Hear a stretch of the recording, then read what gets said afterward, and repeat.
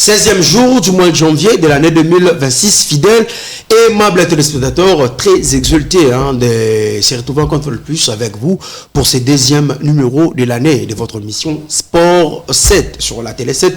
Joe John est encore là, vraiment, je dis aussi déjà merci à cette grande équipe technique qui m'accompagne cet avant-midi, je vois comme ça, ingénieur Zico Mayamba de tous les temps, de tous les jours, celui qui assure du côté de la régie finale, en même temps aussi c'est lui qui assure du côté de la prise de vue, vous le savez, et très bien que l'actualité sportive est beaucoup plus dominée sur la CAN Maroc, vraiment, nous savons déjà les deux finalistes, pas une surprise, comment déjà, selon les classements, nous voyons les Sénégal et les Maroc qui sont déjà en finale sur cette vont jouer. C'est dimanche 18 janvier 2026. En même temps aussi la continuité de la Ligue nationale de football. Vraiment, vous le savez très bien que nous sommes dans la phase retour de ce championnat des Ligue Cash Ligue 1. Mais vous devez noter savoir, comme nous avons annoncé dans nos plateformes, aujourd'hui nous avons reçu pour vous un footballeur congolais évoluant du côté de l'entente provinciale de football de Kinshasa avec son équipe de FC Trinité, je parle comme ça, de Exaucé Petit, joueur très talentueux. On va essayer de réfléchir ensemble avec lui. C'est lui que nous avons reçu pour vous aujourd'hui, Tomé Consolanae, Tomé Kapenaro, par rapport à carrière et par rapport à l'ambition. Comme vous le savez très bien, dans Sport 7, vous aurez toujours Bongo 81 47 85 853. Vous pouvez nous écrire, Zalapena, bien, Makasi. Je vais tourner vers ma main gauche pour nous puisse la salutation. Na Exaucé Petit, vous avez déjà un plateau, Exaucé Petit, Mbote na. Mbote, Monsieur John. Bonne santé. Qui m'a ensemble battu. Qui m'a ensemble battu là. Déjà, on a souhaité babonane na yo. Merci pareillement. Voilà. Na batou ba kolanda yo, ngana lobi Exaucé Petit ngana yeba yo moko en profondeur tango ta la caméra ba yeba na ne pena Exaucé Petit. Bon, mes chers messieurs, je réponds au nom d'Exaucé Petit, footballeur congolais. On a passé émission, on a M. John. On a vraiment content au canal Télé 7 Sport. Voilà. Alors, Exaucé Petit, comment on y a un comment on se allé. On a pour ça de en profondeur. Pour la émission, mais ça on a prénom non, mais c'était non. Comme on a Exaucé Petit Bokoka. Exaucé Petit Bokoka. Exaucé Petit Bokoka. Vous avez mis le quantième. Bon, moi je suis né le 11 juillet. Le 11 juillet 2008. Le 11 juillet 2008. Waouh. Déjà, donc on va jouer un homme qui est dans la carrière et les Exaucé Petit, vous allez dans les colonies, tout comme ça. Bon, école nanga, naza Mungala. Ok. Mungala 100% Mungala. 100% Mungala. Et vous avez gagné beaucoup. Ouais. Voilà, Exaucé Petit, Botami na Kinshasa. Ouais. Na Kinshasa, Exaucé Petit bandi balé. Bon. Au commencement, tout bandi balé. Des alaka na ba massa quoi. Ba massa na avenir et tout. Des ba veka quartier ba mona qui non peut chaza talent à promettre quoi. Des ba va se décider non. Petit photo même na académie moi wana na Jua Sport. Là je pense à 2018. 18. Tant on a s'intégré na Jua Sport. Jua Sport au beti Ndembo Foot. Ndembo Foot ils a tournoi ba académie. On a presté bien. Après on a un match amical Jua Sport contre Qatar des Pro. OK. Donc équipe pour Nazala qui avant comme à Trinité. OK. Donc au Betina Qatar tout ça là match ni na Qatar un but partout. Et bah déjà Qatar des Pro bah c'était là la prestation dans ngai. On va intéressé dans ngai bah solina bah dirigeant dans ngai à Jua Sport. Allez, il va permettre à ngana qui ndi ko beta championnat na Qatar des Pro. OK. Ouais. Qatar des Pro ils ont un niveau ni na tawana. Là Qatar ils ont na 4e division. Kilimani. Voilà, entraîneur ni bozagine na Jua Sport. Coach Ben. Coach Israël Poutou. OK. Des bozagine bon na Jua Sport. Bon na Qatar des Pro. Na Qatar tous avec na coach Zidane Toubeta. OK. Zidane tout bêta. Donc Zidane ezara surnom, mais comme on est merveille tout bêta. Voilà, merveille de bêta.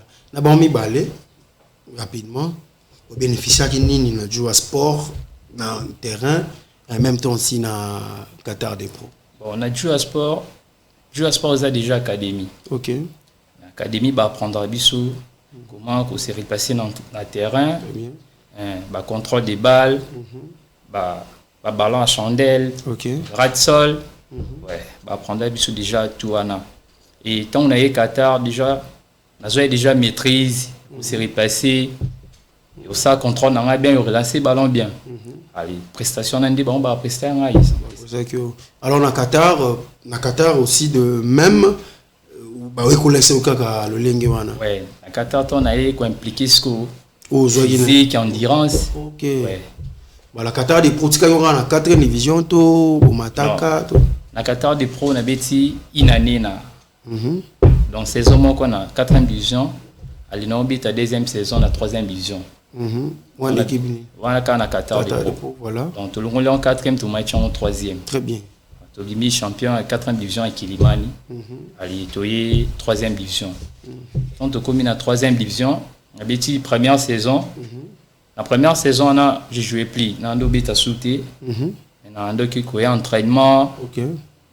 Nando toujours que bosser. J'étais déterminé avec qui ton en ekoka. Non beta. Voilà. Allez tu à 2e saison quand la 3e division. Non beta phase aller. Ton habiti phase aller, bah toi Aigle Royal, bah contacter ngai EPFK. EPFK il y a président Thierry. Ouais. Contacter non. C'est un petit, il faut rejoindre Bissot. La phase retour au BTPFK. On a eu un entraînement, on a Aigle Royal, là, à l'époque, le coach était Méchac. Coach Méchac et coach Alou. Alou Gouzoulou. Ouais. Voilà. Elle est en collaboration avec Bangousco, collaborer avec Bianti. Donc, négociation avec Bianti. OK. Le président n'a pas dit non, vu que tu négocies Bianti. Zonga aussi sa phase retour. OK. Total andeni ni nzambo sa maram. Voilà. Ali na yo zonga ton na zoni to beche équipe to 6-5e. To 6-5e to bandeli lisusu. Quand les mêmes équipes royales wana ba beninga susu. Na banda entraînement pour to beta saison sika. Na bandi ba entraînement, to enchaîner pe ba match amicaux et j'étais titulaire dans le beta ba match prestation pe zaki normal. Allez, collaboration toujours pas bonne. Le président Psingano Zonga, au côté de l'équipe, l'équipe nous tout mais dans l'ingate qui est dans le zan en gâché pour que bête en Aigle Royal. L'équipe bon, t'es garage joueur, t'es n'engi wana selon moi on est tous épargné aux joueurs na moi dans mon journaliste par rapport à il y a ba analyse d'un biso, il y a ba investigation d'un biso, on s'est dit que non là-bas c'est difficile. T'es garage joueur voilà. Allez, ton a eu que le président les jours et lundi na qui entraînement na Qatar vu que Qatar on doit s'entraîner dans la cour PLC la PLC voilà ouais na qui entraînement premier jour na entraînement na Qatar président Thierry benga Aigle Royal ah Yuzazoba na place au BTPFK Yolanda président no beta 3e division na ici président ils ont habité mais faut que la moto azan cadre na ngai donc kolo na ngai faut que la c'est ça ali alors on a un peu d'entraînement tu bandi enchaîner ma match amical qui est sur 3e division tu beta ba équipe première division tu beta na PFK pe équipe soupe ba ciblenga que non baza talent mo izana tu banda championnat tu bandi championnat tu beti 5 matchs tu es mis premier 3e division les aki na coach was actuel na Trinité coach Landry Azidi petit mot eskaza Landry Apebia Issa. OK, Apebia Issa. Ouais, on a été aussi avec lui na TP Alvic hein. Ouais. On a na TP Alvic voilà. Allez non kutana coach Landry bisinga ki no petit no beach PFK. OK. Et c'est ouais coach ça bien vu que carrière na ngapi ki liboso quoi. Voilà. Allez. To kutana soutenir coach sali moi un mois 2 mois boy. Quand tu commis na fin ya phase aller tu tiens na 2 matchs. Na yokutana coach Landry bisinga non lobby ya entraînement 6h na Christ Roi. OK. Bana entraînement équipe moi stade. On a essayé d'accord coach non ça. Mais nanga c'est douter qui na bi équipe ya stade. Moi ba lourdeur ngeza na qui était est-ce que moi ça ngano exaucer lobby la muka 6h qui entraînement. la muki pe 6h na sokoli na zupe tako na komi Christ roi to na komi na Christ roi na kuchi ba jogwa mwambote ndezala na vani na zeli pa entraîner bandi vandi wana ba coach ba présenter vu que ba joueur msu pas sikape ba yaki coach ba muta ba joueur wana de coach azayana coach Mara Mara Machuna abisinga ayo uche équipe ni na ino na bisino coach landinda binga ina banda ba entraînement est-ce que yo robeta stade abisinga bongo est-ce que oui na capable pourquoi pas OK abisinga d'accord total to bandi pe ba entraînement wana bon ba tikale na match mo fois si sa phase aller pour ba na phase retour OK donc Trinité na phase na phase retour ouais donc ba si phase aller ba permis si ba une semaine toujours la deuxième semaine ba lancer jour entraînement na banda ba entraînement et l'entraînement surtout sans entraînement et comme hier il y a parti jeu coach ando bi changati ando tikanga toujours na banc Isala ouais avant na banc on tape baningo moins 5 minutes avant fin à partie jeu à Kochio moi but a touché moi des balles à 4 entraînement on a ba 12 bané ouais football bisanga no exaucé kulimbati ya ka entraînement c'est oui coach na yana bosser na biki ouais place na ngana obeta voilà allez toi qui passer ba match amicaux na l'équipe ba Lina Foot ça ba Ligue 2 tu obeta match na combat club en Moussouli obeta match na Real de Kin na Terralman tu obeta match wana na beta ati na zara na bande de touche allez na ozonga tozonga ba entraînement le lendemain ça l'entraînement wana ba on sait qui non toi na match mususu na IBB wana IBB tant aux la première division OK allez match wana ce qu'on est na rose espace ya ko démontrer qualité na nga voilà donc coach a passé espace na saisir opportunité secrétaire na biso ndo ndimanga ete défenseur mukebu pour bitati mettons et moi moni prestation na ngai à apprécier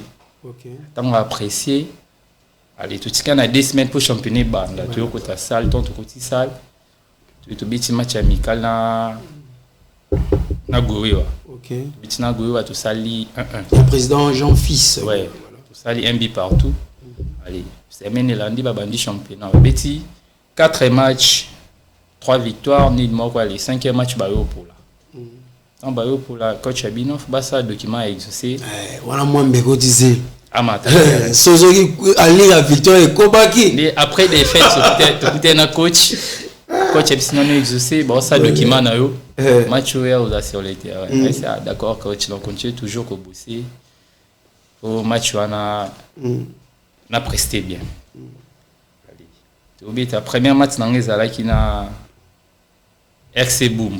OK. XC Boom, on avait mis un match à 9h. Ça là début partout. OK. Le premier match dans la pénalité na Tata Raphaël, na Pefkin. Yangwana. Donc moi bah Ezalaka, moi Fuchs pas Fuchs Ezalaki. Moi Fuchs Ezalaki. Ah pour Simbata ballon 3 fois après que ça Ezalaki na bandé la match. Moi bah 5 à 10 minutes bouilli. Allez, tantôt comme à la 15e minute, je me suis dit non, je sais où tu es, tu me souhaite. Voilà. Tu montes à gauche, tu es à droite, tu es libre, tu es à Simera. Tu as mis sa confiance. Allez, ça la bon match. Le secrétaire n'a pas su que dit, il sais où quand tu as bêti match au bout. Quand tu as bêti, tu as eu petit au bêta. Allez, voilà, il y a eu espace, il y a saisir l'opportunité de l'élo. Comment peine confiance à ma coach, à ma dirigeant. Voilà. C'est un peu ça. Voilà, c'est un peu ça. On a besoin de première partie, il y a parcours, il y a exaucé un petit, vraiment, félicitations, beaucoup plus aussi à Pébia Landry, hein, vraiment, c'est un entraîneur que j'ai travaillé avec lui. Bah, c'est un entraîneur de football. Je connais de la manière dont Aluka paie sa chance dans les jeunes joueurs, vraiment, paie sa chance dans les jeunes joueurs, et en même temps, on m'a exaucé au Tkoloba. Et ça, on va jouer belé, ingénieur Ziko Mayamba, Barata, bah, chance, il y a pas vie, car on a pas premier, on a pas match, quoi, il y a bon. Et ça rappelle dans 15 premières minutes. Car en 15 minutes, je me rappelle même rapidement, Bobo Ungen dans l'équipe nationale A, Claude Roy Pena pour le Cameroun, Bobo Ungen Yaka dans Cameroun. Ils avaient 15 premières minutes. Bape Sabou, na Stibia, Bape Sabou, na genou. Claude Roy a mis ce joueur. Histoire après, et aussi dans l'équipe de Falaï, ma félicitation quand même dans la première partie. Et rapidement, pour tous ces gens, on va vidéo tout à l'heure, mon bimba. Président de Qatar, Kombo Nayenani. Président de Qatar, comme Kevin Mafoula. Voilà.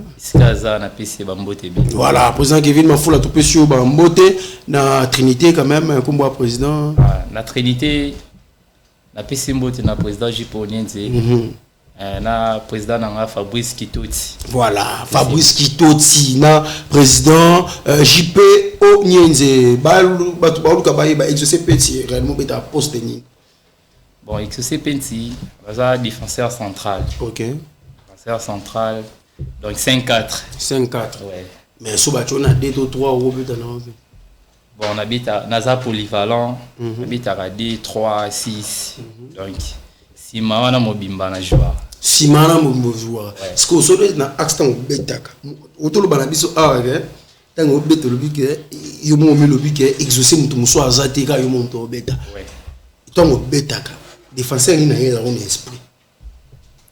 Bon, tant on habite à défenseur il a un esprit na rocha te rocha te ya ngopena donc na kile na bande ya défenseur boy na ninga libanda to bana ninga libanda on habite à na vision ya Sergio Ramos voilà buka minga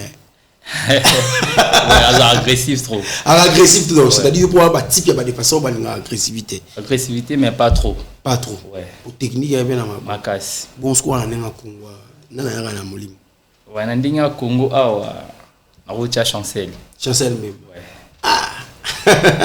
Voilà, très bien. Et je pense que moi, moins extrait. On n'a pas fini, on sort la vidéo. Bisson est toujours retard.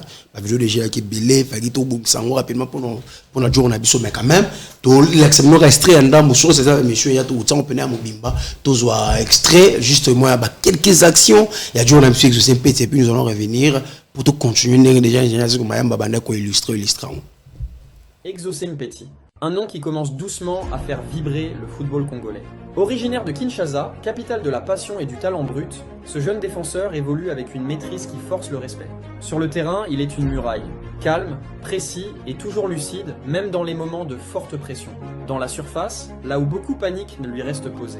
Son jeu de pied propre, ses relances bien pensées et son sens du placement font de lui un défenseur moderne et complet. Il ne joue pas seulement pour défendre, mais pour construire. Un leader silencieux, mais dont les actions crient fort. Retrouvez-le sur toutes les plateformes. TikTok, Instagram, Facebook. Tapez simplement Exaucé Mpeti. Suivez son évolution, partagez ses vidéos et soutenez le futur du football congolais. Parce que le vrai talent mérite d'être vu, entendu et soutenu.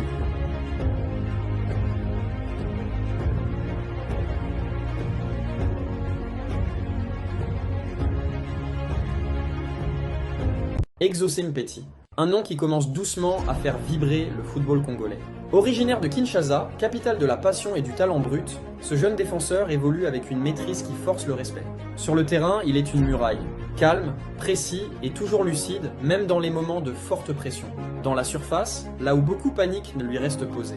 Son jeu de pied propre, ses relances bien pensées et son sens du placement font de lui un défenseur moderne et complet. Il ne joue pas seulement pour défendre, mais pour construire. Un leader silencieux, mais dont les actions crient fort. Retrouvez-le sur toutes les plateformes. TikTok, Instagram, Facebook. Tapez simplement Exaucé Mpeti. Suivez son évolution, partagez ses vidéos et soutenez le futur du football congolais. Parce que le vrai talent mérite d'être vu, entendu et soutenu.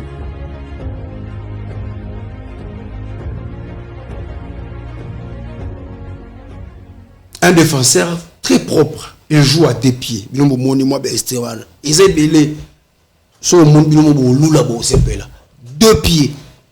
C'est rare, hein? C'est rare de voir un défenseur jouer à deux pieds. Nous sommes les Arabes à formation, tout confiance en soi. Bon, nous sommes les Arabes au travail. Ok. Travail. Après travail, c'est confiance. Confiance. Parce que si vous avez travail, nous avons confiance et le rosal. Voilà. Ouais. Déjà la Trinité, au 40e année. Bon, Au deuxième saison, on a Trinité. Deuxième saison, année qui na phase retour. On a débuté championnat. Voilà. Phase aller Sili, au Betty, combien de matchs déjà? Phase aller Sili, on a Betty 16 matchs. Ok. Sur 19. Ouais. Ah, comme titulaire. Comme titulaire, indiscutable. Comme titulaire indiscutable. Alors, exercer petit. Surtout le na année on était pour les canards. Tant on a phase retour, bêta combien de matchs? La bêta qui vu qu'il a raté déjà 5 premières journées, voilà. Allez, on a stoïtique là on a bêta. On se bêta qui en tout cas le bané tu bêta 14 matchs on stoïtique là qui on a surtout 5 14 plus 16 et celle sur le roi 30 matchs jusqu'à là. Donc deuxième année équipe tout le Baraka joueur c'est à 30 matchs na FC Trinité na EPFKIN. So babi tout non mutu na minute jusque là. Match nino na mutu no zo bonaka te match on a bétan. Contre Wangata saison coulée. Contre Wangata tu gagné Wangata 1-0. Match est tellement intense. OK, très bien. Zaki intense tu utia Wangata bi. Zaki bi na ba première mi-temps tu ozonga. 15 premières minutes à deuxième mi-temps. On a dominé Bissot. Attaqué Bissot. Vu que surtout Zaïga toujours dans le mur de Berlin. Ok. Ouais, tu l'as bendé Koyate, tu défendais toujours jusqu'au bout. Allez, tu as qui arraché 3 points là. Ouais, match vraiment où on a qui n'a bête en intensité, la volonté les sous vraiment qui non. Tout ça déterminé aux points. Déterminé aux points. Contre FC Wangat Bougana 1-0. Alors la carrière no Mobimba. Match Nino jusque là parce que c'était mon job à beauté bien 2008 donc avant on zélé belé arabe équipe belé au déjà na sûr bon moni ba qualité il y a exaucé un petit on a su beaucoup s'intéresser là mais déjà match Nino peno le baraté match moi ma vie on a côté coup ba bête tel sur to linga peu résonant ta ngoté aux aso mon image envoyé a hele kaka bon match ma B. Bon, match ma B, ils ont contre Aigle Royal. Ok. Vu qu'ils ont des matchs, moi, ils ont déjà rival. Ok. Match wana na bandarati. Coach tanga moni que non, milier simbati, na dit que non, il tout ça pour aider Bissot na presse wana. Et vu que match ils ont tense, na ça que chauffement bien té. Aïe. Ali na yo kota na match. Chobo ni chobo. Dans tous les ballons aériens na zota moroté. Ok. Ouais. Vu qu'il a coûté des baninga déjà na intensité mususu et réchauffement na pesa qui bien té. OK. Qui match penza qui a souvenir ya mabe na tefkin ya moi. Ouais, vous sala combien? Match qui ndaka un but partout. Un but partout, mon sala match à mabe. Sala match mabe. Et nga montant na zongi. Na ndimo ko s'inquiète na beti mabe. Zayi na coach na nga Zidane wa Qatar bisinga jogo balo banyongela amote. Yo lukara ki au Salem Abé au Bongisa et au Mabia. Ouais. Voilà, très bien. Ingénieur Zuko Mayamba, il serait là, il toujours une image, voilà, pour tout ça, Patrick, je sais, petit, déjà, secret dans les alignés, parce que quand il y a une équipe à Batouboué, année 14 matchs, année sur 19, 16, secret dans les années.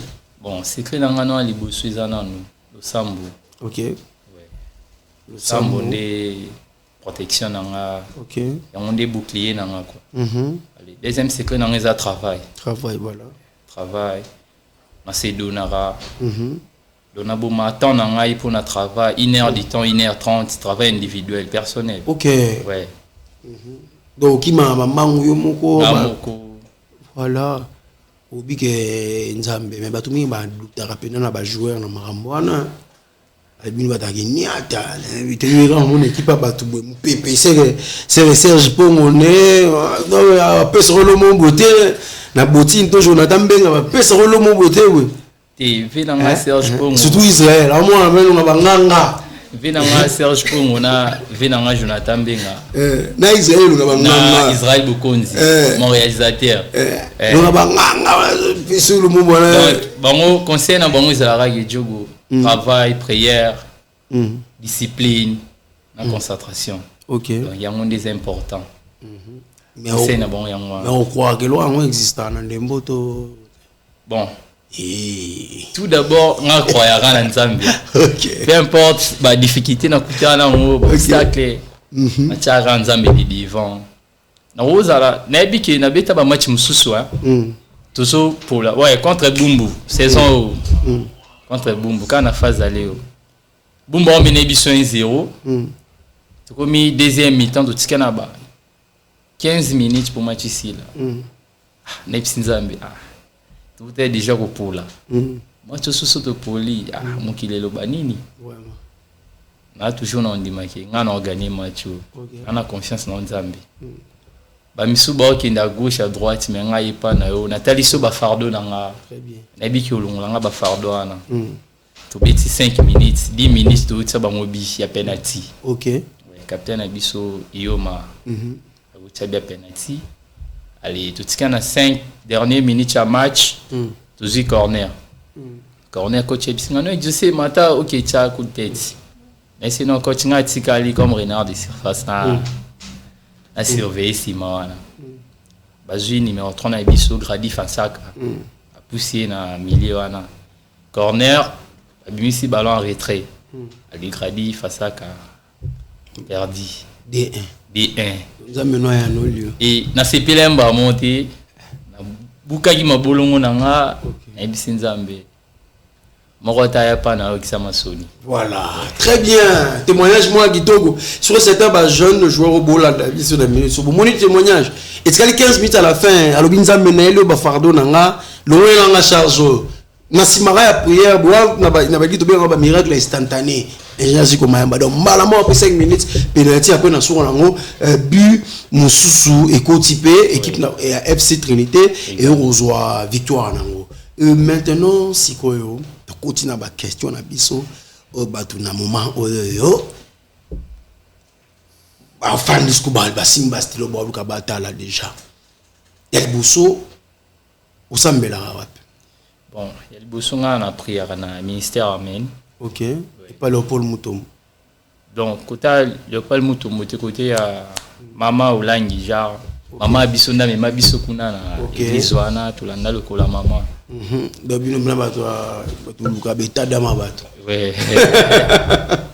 alors Diogo aliaka nini bon bilonga aliaka alia Pondo Dunda Matembele Fumbwa Madesu ouais surtout Madesu voilà nini uliaka te bilonga aliaka te comme ba biteku souvent aliaka te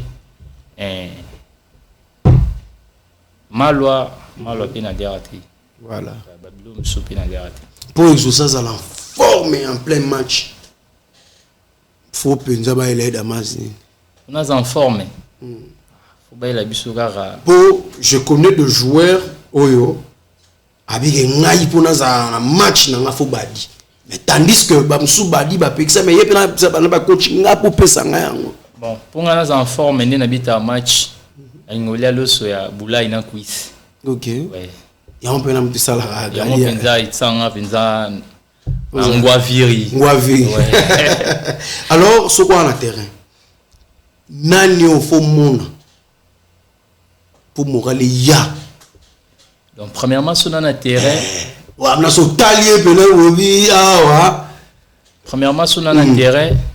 So déjà pour nous la motiver on a mon avis dans Serge Pongo mon avis dans Jonathan Benga OK dans mon réalisateur dans Israël Bokonzi on déjà na comment déjà siré et à part bango na bi na mutu yo asa côté de arolo moi des Nzambi OK tina santasu que non je suis assuré puis rassuré vraiment bon ce que dominer ce match pour Bayete bon so Bayete à garder toujours au benga Jonathan Benga boy nazoya wana Serge Serge makasi na benga ba allô Jonathan allô Serge boza wapi 20 mai bon ba toujours ya to koma yemo pe mbutaja komite otala na tribune boy bazati yebisanga siko et moral les ara au Zénith to donc moral les a toujours d'acier ouais moral les a toujours d'acier dans ça ka boulot na nga pour bango ba ka kino joga prester bien voilà malgré l'absence mais dans ma présence c'est ça voilà nabiki bavi na ngata bazati muté bazakuna ba assurer que no jogo ça match jogo ça la match bien ouais na trinité sur la ta dossard nini dossard 3 pour nani bon dans la ta dossard 3 puis ça symboliser ouais relaxing 3 personnes en Dieu Dieu le Père Dieu le Fils et Dieu le Saint-Esprit ouais ba vidéo ya ngoto otala Jésus ko mayam to yo na monyo pe na bandage na loboko yo mona ka lobu bakisa ngozo ya mibale ya komo wana na ko bala Jonathan na Serge Israël bandage banika moko na bandage na ata puna poignée na ngao poignée na ngezo mo problème et ça la moi douleur moi awa et na lata on peut protéger nga ba ballon duel OK et déranger et ça rend mon quoi ouais alors exaucer à peine un rêve et obéter l'équipe nationale ouais vous appelez un rêve obéter l'équipe nationale ouais. Tout d'abord rêve nanga liboso ça on a représenté Mbokao parce que dans un Congolais de naissance OK ouais vous avez avoir des pères et des mères rêve nanga na comme le roi ba chancel te maintenant les ka ba chancel très bien ouais parce que mutalingo comme le roi mutu talinga ndeko dépasser très bien ouais rêve nanga bon et naza footballeur moi naza ambitieux na ebini no lukani no sala voilà très bien bon le baké exaucer nana beti taza été à l'obi vérité tozara la Gladys Bokessi sera tacler ballon batali Bokessi bayebi sera tacler ballon mato ki tolekate tozara ba défenseur roi ba Joël qui moiki sopaye yepe so zo sopayo au fento ne lo mo no ça soit fento vous sauter à longue après si passe et aussi que aussi à croire l'autre là ba chasser même ba demi lui aussi à croire que non il peut leur passer c'est possible sur le football to quand ça ba Gladys ne bazaka sommet mais l'autre yo mona ba chasser même ba on peut ba cha barrière mon likolo nous espérons aussi avec exaucer petit peu on cha barna et likolo plus tard lobi pe sous ba exaucer ba ko yaka do ezalaka pensa bongo exaucer man bala libanda okumisa équipe ni bala libanda na sota Barcelone ouais vu que Barcelone j'ai na bango OK endinga linga obeta bali ouais na linga beaucoup plus na mako tactique voilà bon yo za sko jouer lobi Maroc pas ta bata baksa ba mona raté ba mona rabe Fiorentino Perez atindi bat ba yo local ça bon premièrement donc il retourner quoi tourner ngaka na Barcelone tay bata baksa ba moni yo te mais Real même tout ce qu'on a pour ça mais yo au Barcelone bon vu que on est pour na carrière na ngana obita obita na ta te ki na za Barcelone qui ba joueur belé ba obita na Barça ba za ba madrilène monsieur ba obita na Real ba Barcelone non ta la te ki pour na za fanatique à Barça on a rejeté offre à Real non qui na obita peut-être son a betina Real Madrid des repis ça ngaba opportunité mususu Real 15 Ligue des Champions hein? Ouais Barça ce que tout supposé c'est qu'il y a 14 finale si Barça gagné à Kokaina Real mais Real sera gagné à Barça sous 16e titre il y a des pénalités à Souka bon côté on a monsieur John bon on défendre nous défendre nos équipes nanga OK vu que victoire ils alla pour tout le monde victoire ils alla pour une équipe na rolo baki na décevoir Real Madrid pour na Barcelone tant bon bazo coupe célébrons pour na bango non pour na biso très bien c'est très sage on a si ba mère ba beti mabogo na palais to na Kinshasa sur place ba makabo la prête ba landa la ba jouer to ba ba landa ka yo comme ça comme ça équipe ni bon na kumisa dans un club motema pe dans club motema pembe des SMP na imana jouer ni wa sa makao bon na imana ba jouer ba markanga ba Jean-Marc Mundele Makusu OK ba Zadio Kazadi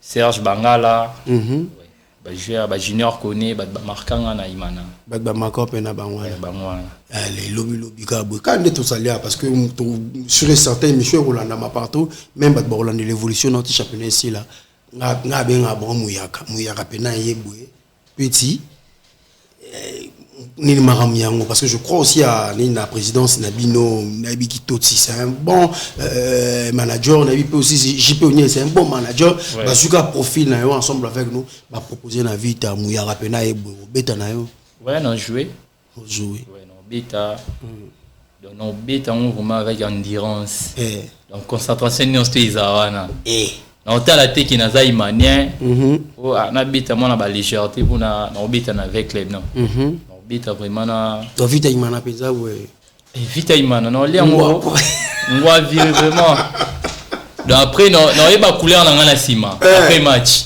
OK ouais après match non ngana imanien mais ata to le imana ngana imanien et un joueur moko na ba jouer na bombi comme na bango balobi bazaki na vita babi soki imana obeta premier match ba on va beta deuxième match so ba bimi échauffement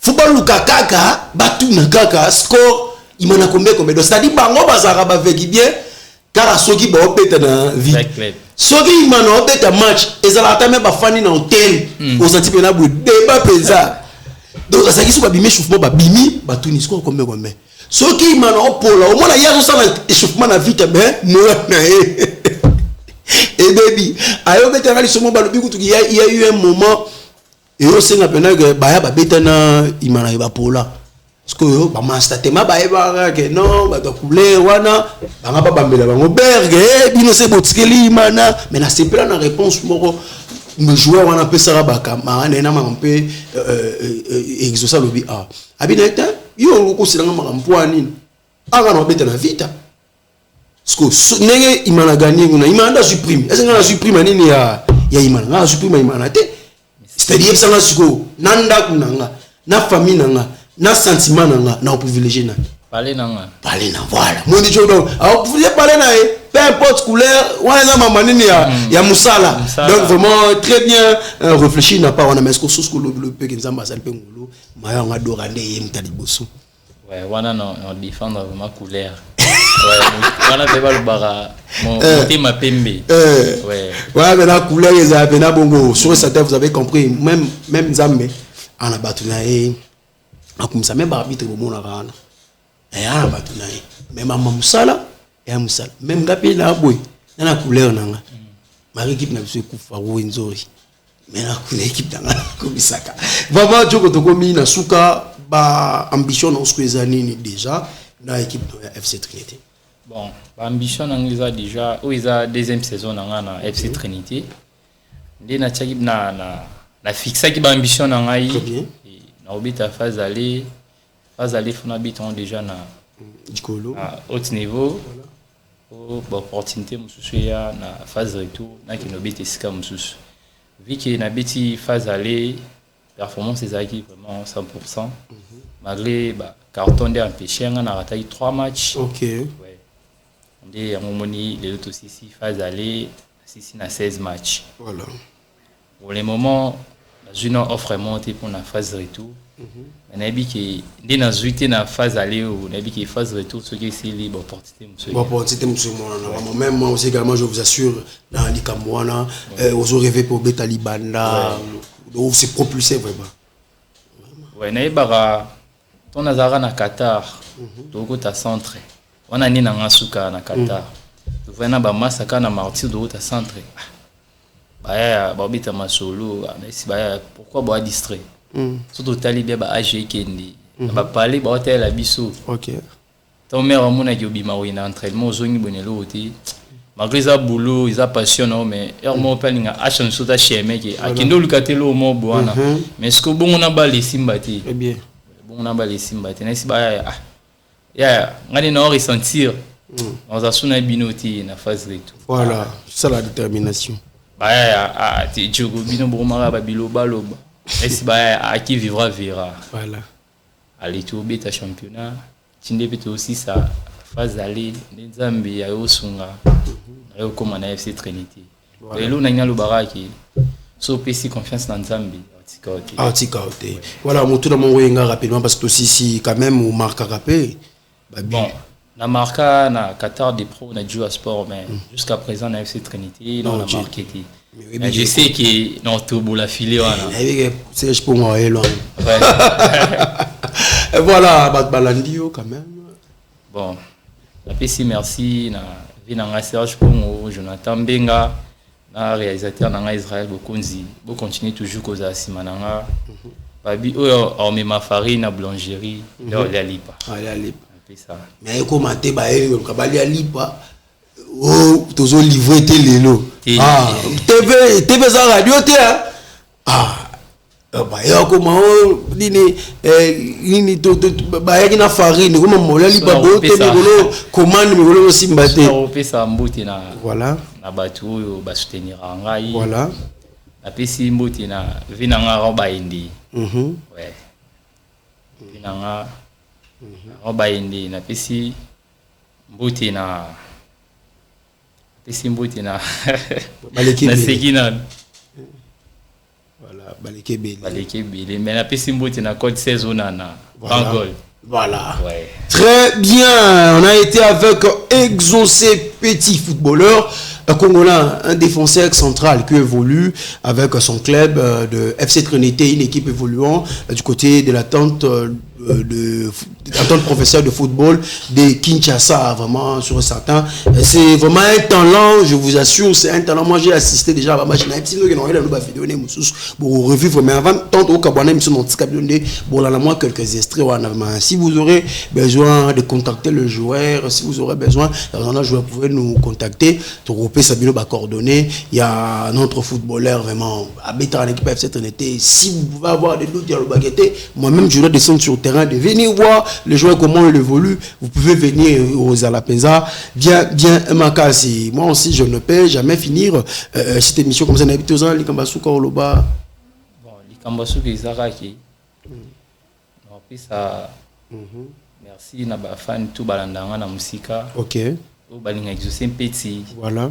Au ba apprécier la qualité. Voilà. Et Exaucé Petit, vous continuez toujours. Pour soutenir ngai, aller ba conseil na bino ba encouragement na bino et faire partir na carrière à Djogo. Voilà. Très bien, vraiment moi aussi. Je vais rapidement, vraiment féliciter, encourager encore un peu plus Serge Pongo. Là, dans les managers, vraiment, Sali Trio, moi, ma casse. Nassima Exaucé Petit, Serge Pongo, Jonathan Menga, Israël Bokonji. Je vous conseille encore plus de rester encore pour pousser les Madjogo, Tisuka, Mamalam et Ozana, Zambazali, Zamba Bissonyanso. Merci aussi l'ingénieur Zico Mayamba pour cette très belle réalisation. Yamukolo. En même temps aussi, merci la bienvenue sur Bozui et Libako Orlando Bisso. Moi, votre humble serviteur, Djourou John. Je vais me séparer avec vous avec cette vidéo. Moi et vous, on va se retrouver la semaine prochaine si Dieu nous prête vie. Je vous laisse suivre ces extraits et puis moi et vous, on va se retrouver. Je le redis encore la semaine prochaine. Au revoir. Exaucé Petit, un nom qui commence doucement à faire vibrer le football congolais. Originaire de Kinshasa, capitale de la passion et du talent brut, ce jeune défenseur évolue avec une maîtrise qui force le respect.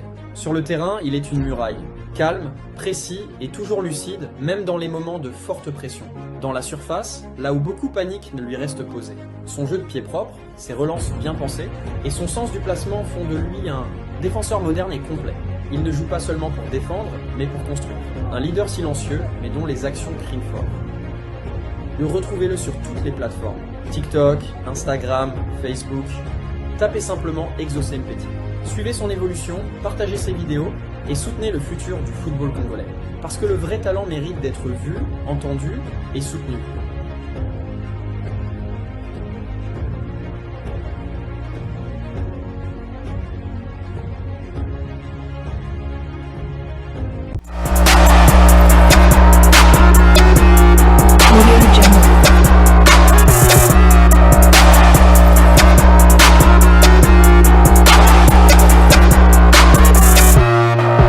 Audio Jungle.